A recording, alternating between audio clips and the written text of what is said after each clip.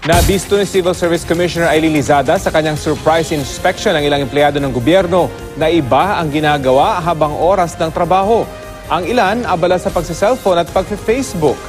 Balitang hatid ni Susan Enriquez.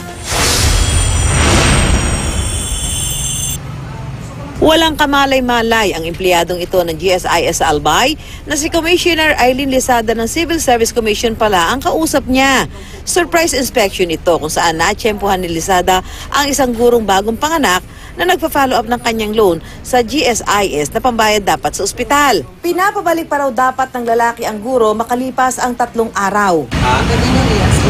Ma'am, naka-break po ako, ma'am. Oo, break po ako ngayon, ma'am. Agad idinulog ni Lizada sa OIC ng ahensya ang insidente. I was in the area, tapos nakita ko siya, kausap niya yung tao mo sa baba. And then it got my attention kasi tumaas na yung boses yung tao lang sa kanya. Pagtingin daw sa records, for release na pala dapat ang cheque ng guro. Yes po, madam. Sa Public Employment Service Office sa Legazpi City pa rin, natsyempohan naman daw ni Lizada ang empleyadong ito na gumagamit ng social media sa gitna ng trabaho. Todo tanggi pa siya nung una. What were you doing? Ini-encode po yung mga applicants. May I see? Pero kalaunan, napaamin din. Facebook po.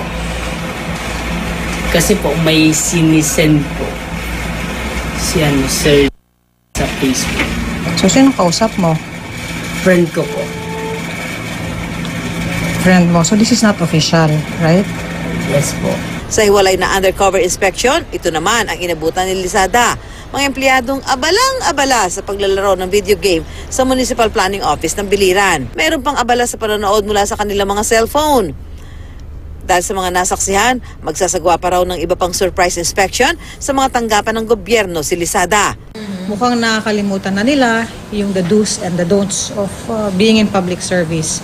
They forget that they are there doing work official time. Bawal ho yung ginagawa niyong mga for personal concerns.